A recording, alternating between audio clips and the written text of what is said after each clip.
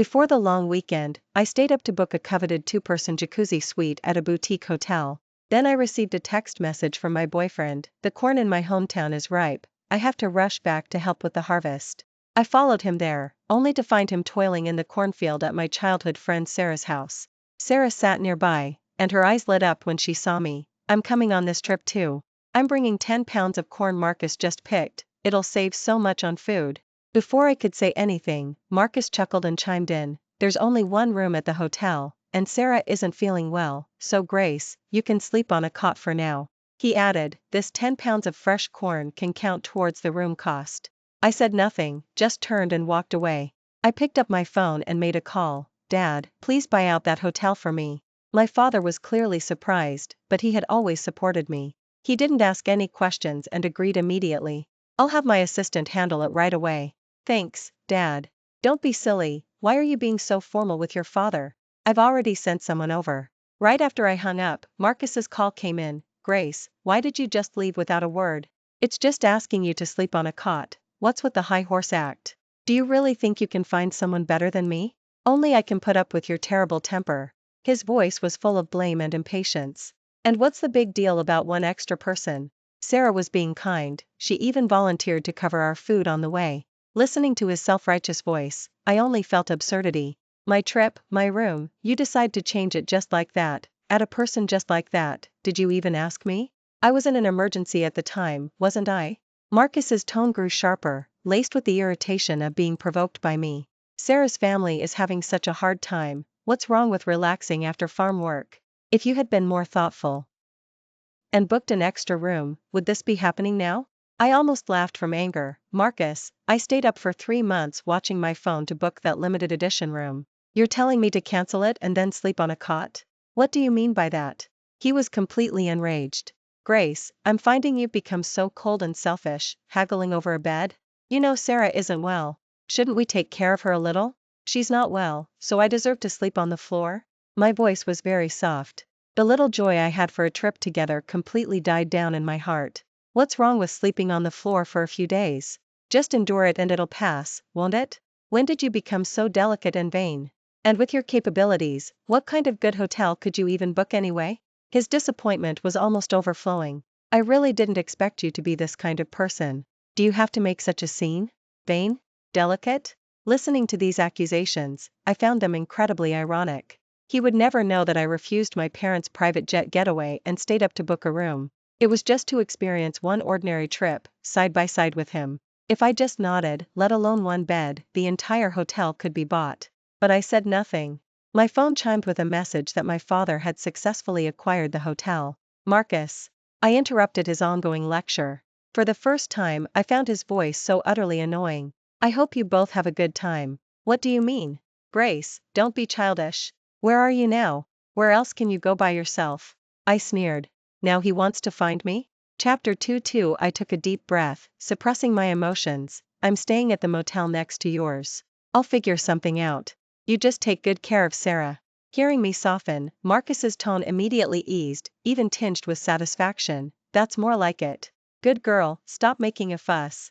So hurry up and figure out how to buy a ticket.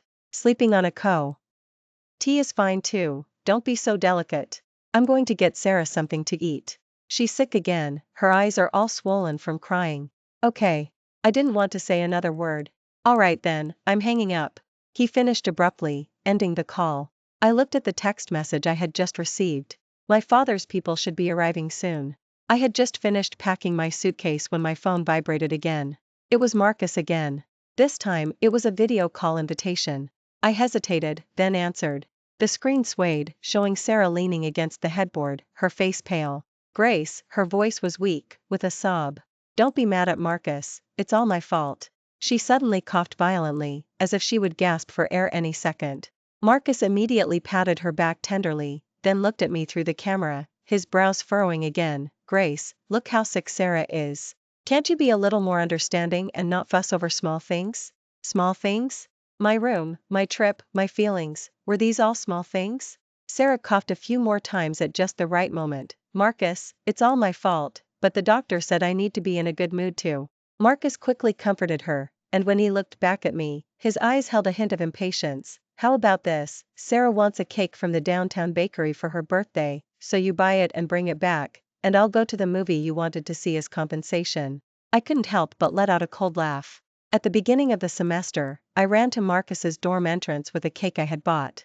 It's my birthday today, and I've already made reservations. Will you celebrate with me? I looked up at him then, my eyes sparkling, but frowned and pushed me away. Don't be silly, Grace. What's there to celebrate about a birthday?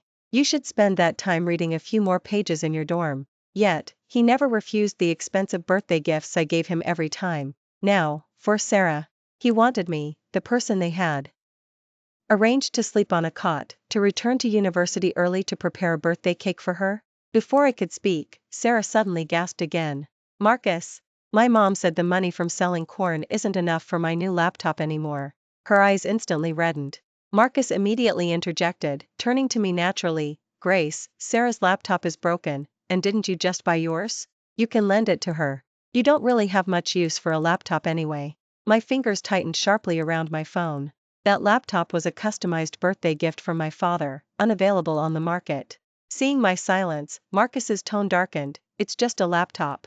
Sarah's studies are more important, don't be so selfish. He seemed to assume I had agreed, and his tone softened. See? You can bring the laptop and celebrate her birthday with us.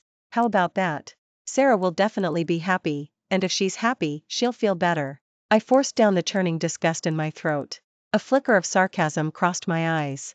If I showed my true colors now, I wouldn't get to see their brilliant subsequent performance. My voice was deliberately low. Okay, I understand.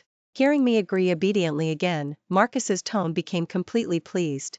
And a bit more presumptuous. That's more like it. Grace, you really are the most sensible. Oh, right, I heard you participated in some science competition. Sarah wants to reference your work. Anyway, you just did it for show, and Sarah missed out this time, so why don't you just give her your materials? My face instantly darkened. I just did it for show? He should ask around to see who won first place this time. So that's settled then. I'm counting on you for the cake. Make sure it's strawberry filled, Sarah loves it. Before I could agree, Marcus had pushed everything onto me. When you get back, I'll go to that movie you've wanted to see for a long time. Watch a movie with him. My dad could have the lead actor perform it at home for me. It was sickeningly unbelievable. I said faintly, my fingers turning white from the grip on my phone. Sarah needs to rest. I'm hanging up now. Chapter 3:3. Along with that last bit of ridiculous expectation, the last trace of my feigned smile completely vanished. Marcus reminded me about buying the cake again via text message. He even threatened to break up with me, afraid that my oversight would spoil Sarah's good mood. Sarah, meanwhile, posted a social media post. Among the 9 grid photos were pictures of her and Marcus. And there was one distinctly different image. It was a picture of me in the motel, probably screenshot during our video call.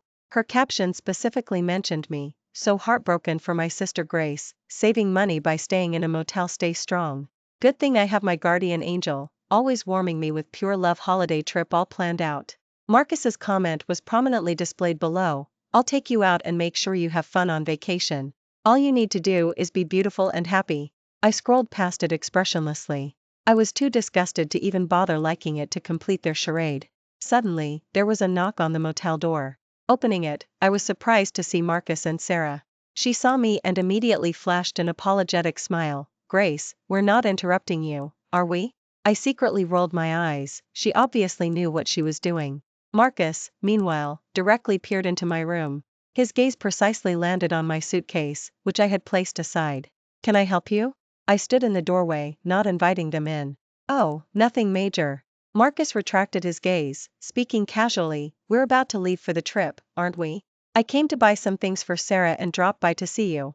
His eyes again fell on my suitcase, with obvious calculation. Conveniently, your suitcase is empty anyway. Sarah's 10 pounds of corn have no place to go, so why not put it all in your suitcase? Make the most of it. Sar.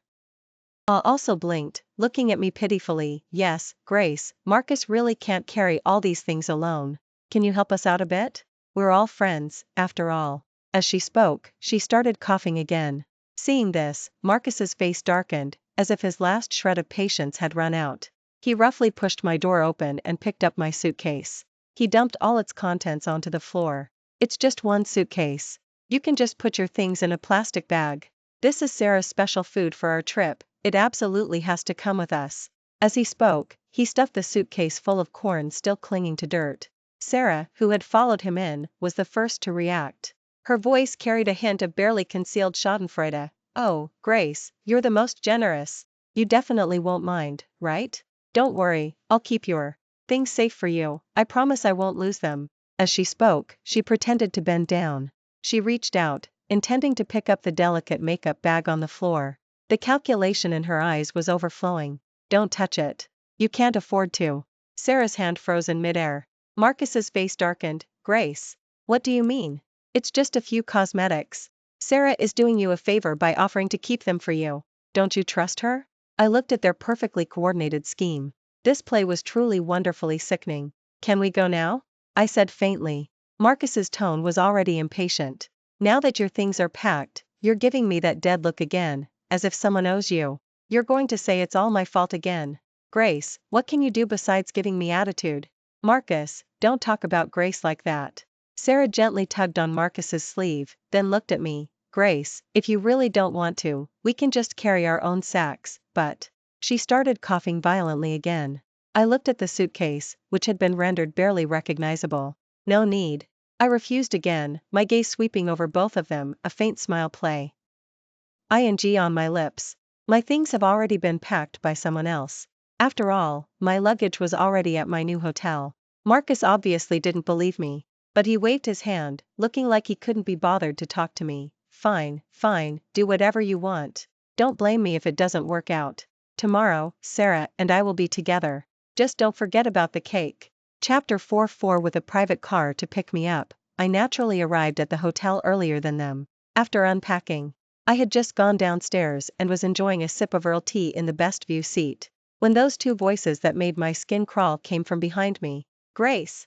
Sarah quickly approached, her voice sickeningly sweet. Why didn't you bring anything?" She deliberately dragged out her words, drawing the attention of guests at nearby tables. "What will you do for sleeping on a cot tonight? It's so hard." Marcus saw my empty surroundings and his face instantly darkened. He strode forward, almost pointing a finger at my nose. "Grace, where's your luggage? How many times did I tell you yesterday to bring some essentials in a plastic bag first? Are you deaf, or do you just not take me seriously?" The disgust in his tone was almost overflowing. "You really can't do anything right." I acted as if I hadn't heard him, taking a calm sip of tea. I didn't even bat an eye. Sarah immediately reached out and pulled him, her voice considerate yet helpless. "Marcus, don't be so loud, everyone's looking. Grace, she might have some difficulties?" As she spoke, her gaze meaningfully flickered to my empty surroundings. "Difficulties? What difficulties could she possibly have? She's deliberately opposing me, trying to embarrass me." Marcus's temper was fully ignited by her words. "No luggage? What are you going to do these next few days? Are you expecting Sarah to share her clean clothes with you? How could you even ask that?" Sarah opportunely chimed in, a pitiful expression on her face. "I do have a few old clothes in my suitcase. They're not very pretty, but it's better than nothing." Her tone made it sound as if I had fallen so low that I needed to beg for her charity. Marcus, hearing this, found me even more unreasonable. "Listen to how generous Sarah is. And then look at yourself. What can you do besides cause me trouble?" I watched their perfectly coordinated act, and the last bit of lingering hope in my heart completely withered. I gently set down my teacup, finally looking at them. "Don't trouble yourselves, my things are already prepared." "Prepared?" Marcus seemed to hear the biggest joke, sizing me up with utmost sarcasm. "Who prepared them for you? Who do you even know in this godforsaken place? Did they just fall from the sky?" Facing his exasperated questioning, I instead gave a soft, clear laugh. Then, I spoke clearly and slowly. You're right. They fell from the sky." After all, I tilted my chin slightly, my gaze sweeping past them to the opulent hotel lobby behind them. "From the lobby to the suites, from the manager to the waitstaff, everything here is my luggage. The air instantly solidified. Sarah's feigned concern instantly froze, cracking into an expression of disbelief and shock. Marcus was completely stunned, frozen in place for several seconds. Then, his face rapidly flushed with a furious indignation at being publicly mocked. "Grace, are you insane? The whole hotel? You're dreaming. Why don't you claim the whole planet as yours? You can't even lie properly. There's a limit to being vain." Sarah finally recovered from her shock and quickly tugged on Marcus's arm. Marcus, don't be like this. Grace, she might just be overwhelmed and confused. Let's be understanding. Understanding? How can I understand a lunatic? Marcus's eyes were filled with disgust and contempt, as if looking at me for another second would dirty his eyes. Grace, you're truly beyond saving. To fabricate such a huge lie just for your pathetic pride. Do you even know what caliber this hotel is? You had to beg and plead just to get a discounted room. I looked at his furious face and then at Sarah's thinly veiled schadenfreude. Inside, I felt only absurdity and weariness. A discounted room? That was just an excuse I casually made to spare his pride. He didn't care, so I could only teach him a lesson. Whether it is or isn't, you'll find out very soon. Chapter 5. With that, I turned my gaze back to the scenery outside the window. The hotel manager was already waiting by my side. He bowed deeply to me, his posture utterly deferential. Ms. Grace, these are the property transfer documents for the hotel and its subsidiary facilities. Please review them. He presented a gold-embossed folder with both hands, pointing to the financial and shopping district outside the window. Additionally, Mr. Robert has acquired the entire financial and shopping district in your name. These are all the property deeds. This quarter's rent, totaling $37 million, has been fully transferred to your personal bank account. Detailed accounts have been sent to your email. His voice was clear and steady, every word like a heavy blow, crashing down on the two people behind me. Marcus's legs gave out, and he thumped down onto the floor. His face was ashen. At the same time, all the employees in the lobby quickly lined up. Their movements were uniform as they bowed deeply to me. Welcome home, Ms. Grace. I nodded slightly. Thank you for your hard work. Please carry on. Marcus's face was no longer just embarrassed, it was a stark, pale blankness, like his world was crumbling. As if he were seeing for the first time the person he had called vain and a failure. Sarah's expression was even more dramatic. Her carefully made-up face was now left with nothing but undisguised shock and twisted jealousy. She subconsciously clutched the dress she had saved for months to buy, as if trying to draw some pathetic sense of security from it. Grace. What is going on? They called you Miss Grace? You. Who exactly are you? Marcus finally found his voice amidst the immense shock. I slowly turned, looking down at his pathetic, disheveled state. Who would have thought? Just minutes ago, he was haughtily accusing me of being unreasonable. It's exactly as you see it. My tone was completely unruffled. As for who I am, you are not qualified to know. My gaze calmly fell on his pale face, and as if remembering something, I added, oh, right, a heads up. The scholarship you've received for 3 consecutive years will no longer be issued to you, starting this month. Marcus froze, his pupils suddenly contracting. That scholarship had originally been an allocation I specifically arranged through my father to ease his financial situation. Yet, he had repeatedly squandered the money on gifts for Sarah and to keep up appearances. How dare you? He shrieked like a cornered cat, trying to mask his panic with anger. That's sponsored by Vance. What does it have to do with you? Who do you think you are to make that decision? Do you really think you can control everything? Impossible. Absolutely impossible. Sarah seemed to finally find an outlet for her frustration, pointing at me, her eyes venomous. How could you afford it? It's a scam. It must be a scam. Have you been bought by some old man? Using dirty money to show off, you're disgusting. I couldn't even spare her a glance. I simply instructed the manager beside me, call the police. Someone here is openly harassing and defaming the hotel owner. Several security guards immediately stepped forward, unceremoniously escorting Sarah, who was still screaming and cursing, and Marcus, who was trying to struggle. They were roughly shown out of the hotel entrance. Oh, by the way, I forgot to tell you, remember to pay for your own room at this hotel. After all, I'm the owner, and what I say goes. I glanced at the suitcase, which had been stuffed beyond recognition. These won't cover the room cost. Without another look at the farce, I turned and headed towards the private elevator. All the noise and unpleasantness behind me completely disappeared. Chapter 6. I thought this long weekend holiday would completely wash away the previous unpleasantness. The private spa on the hotel's top floor almost made me forget those 2 sickening faces. Unexpectedly, a video went viral on the university forum. The title blared, deep into star and campus graces true, sugar, promiscuous, bullying. In the video, Sarah was wearing a faded, old dress. Her eyes were red-rimmed, looking utterly wronged yet strong. I really don't know what to do. Her voice trembled, on the verge of tears. I just wanted to go see Grace on the long weekend. After all, she was staying at a hotel alone, and I was worried about her. She paused at just the right moment, sniffled. But when I reached the top floor, I found her. She had booked the entire floor, and I heard several men's voices. She hesitated, then tears flowed at just the right moment. She was wearing a very revealing nightgown, and she was very impatient. She just pushed me out and even cursed at me for being nosy, telling me to get lost. Such acting, it was a waste for her not to be an actress. I knew they hadn't even sent me a single text message. Turns out, this is what they were waiting for. The comments below the video were already unbearable, refreshing at dozens per second. She acts so virtuous normally, turns out she's this kind of trash. Group activities? The campus beauty place so wild? How much per night? All her scholarships and grades must be suspicious. Probably slept her way to them. One comment after another was shocking. Below the video, there were also various insiders making revelations.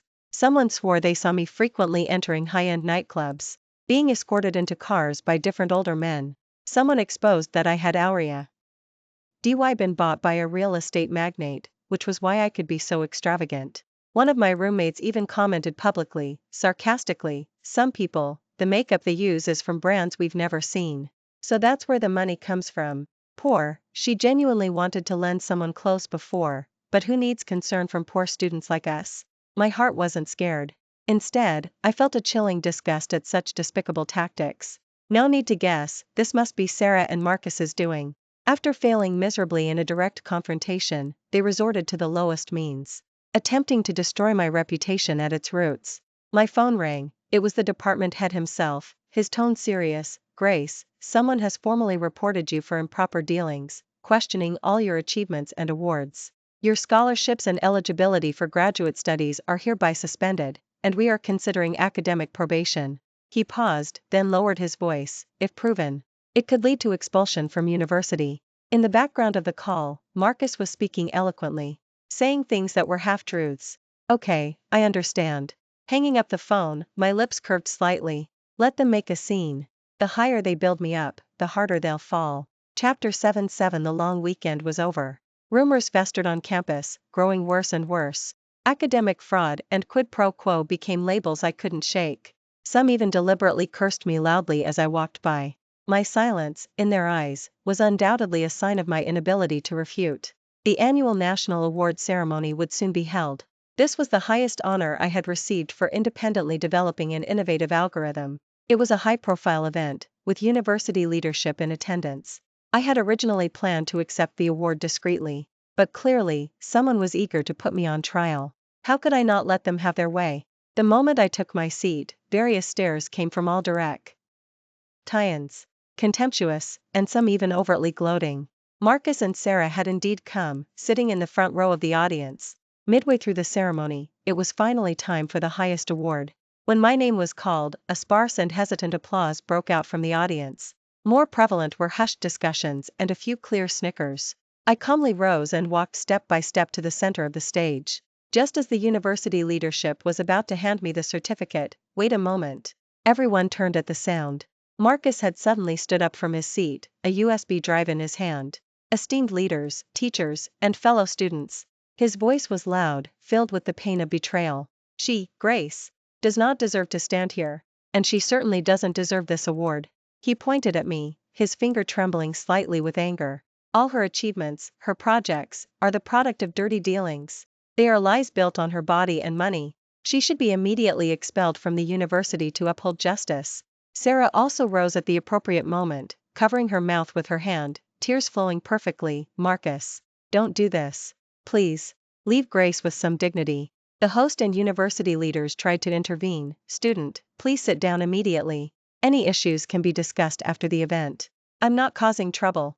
I have irrefutable evidence." Marcus violently pushed away a staff member, strode towards the podium, and inserted the USB drive. The large display screen instantly flashed with that photo. It was a picture from before the semester started, showing my father and the silver-haired professor standing at the university entrance. I was earnestly listening to Professor's guidance. "Everyone, look. This is the ironclad evidence," Marcus accused, his voice hoarse. "This is Grace and her sugar daddy, an old man, being so intimate at the university entrance in broad daylight, evidence confirmed.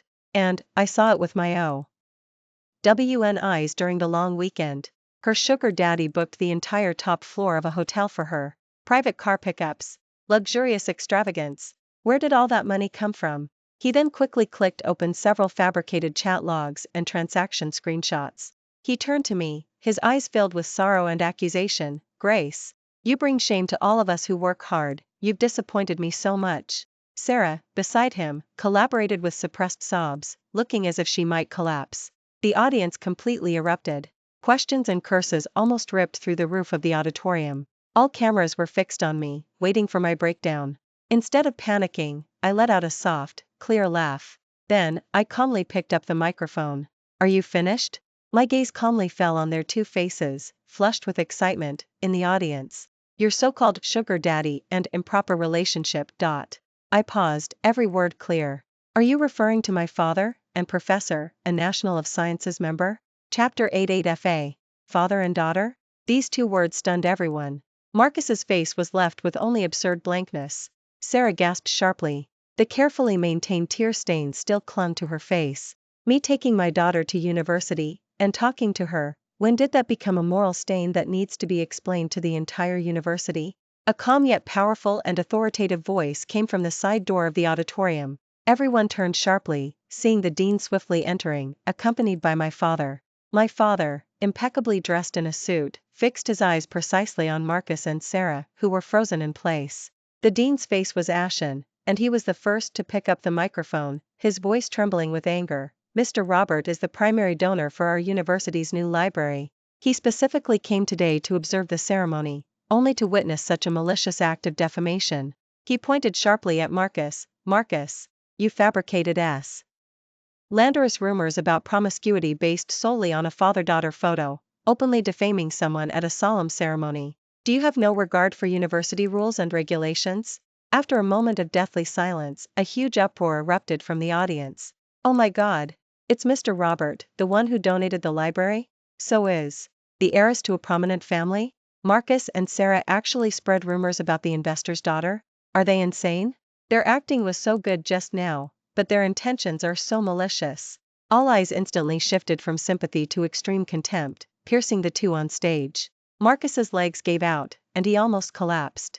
The color drained from his face, his lips trembling but unable to make a sound. Sarah, looking as if all strength had been drained from her, staggered backward, her eyes filled with desperate panic. My father gave them a cold glance, his gaze softening immediately when it fell back on me. Grace, you've been wronged. I shook my head, about to speak. Wait. Another old but resonant voice spoke. Professor, a National of Sciences member, had also appeared at the side of the stage. He took the microphone, his expression serious. I am the other old man in the photo. His tone carried an undeniable authority. That day, Mr. Roberts specifically invited me to discuss a highly innovative algorithm paper by Ms. Grace. Her displayed talent and effort far exceed those of most doctoral students. Professor's gaze swept across the entire hall, finally resting on Marcus's ashen face. And you dared to defame a valuable academic mentorship as such a sordid transaction? It's utterly absurd. The entire hall was shocked again. Professor from the National of Sciences. Grace's research has reached a level where she can discuss it with Professor? What kind of important people did Marcus and Sarah provoke? I calmly took the microphone. Marcus, Sarah, my voice clearly reached every corner. You racked your brain to concoct lies, thinking you could ruin me. But you didn't know that what you desperately tried to tarnish is simply my everyday life, which I didn't bother to show off. I looked at their completely shattered expressions. Me needing a sugar daddy? That's truly the most ridiculous joke I've ever heard. My choice to live ordinarily doesn't mean I am ordinary. It's just that your narrow worldview can't even imagine how vast the real world is. Unfortunately, you'll never have the chance to see it. Marcus completely collapsed onto the floor. Sarah let out a desperate whimper. But she would no longer receive any sympathy. Chapter 99 My grades are number 1 in my year. My voice wasn't loud, but it clearly reached everyone's ears. I don't mind clarifying it here. Instantly, the giant display screen behind me lit up.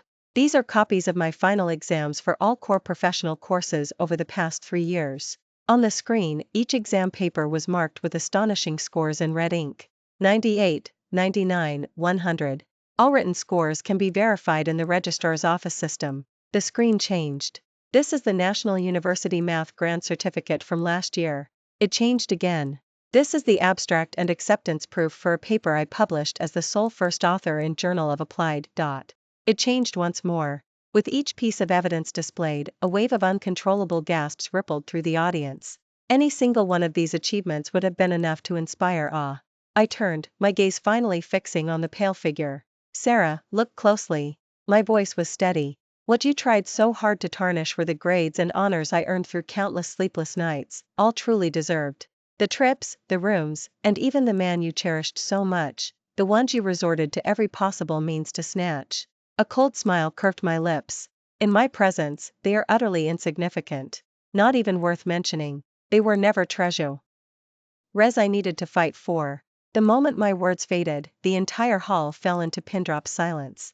I didn't look at them again, smoothly handing the microphone back to the host beside me. What happened later, however, was beyond my expectations. Marcus, to buy Sarah a limited edition designer bag as a birthday gift, had secretly taken out a high-interest online loan. After the truth came out, he frantically called my phone. All he got was an endless busy signal. He had long been at the very bottom of my blocked list. He then resorted to calling the university registrar's office, demanding to know my whereabouts. He insisted that I had to give him an explanation. Instead, he received a stern warning from the university: Marcus, your actions constitute severe harassment. If you bother Grace again, the university will immediately consider your expulsion from university. The online loan collection calls were relentless, day and night, and his academic life was on the verge of collapse.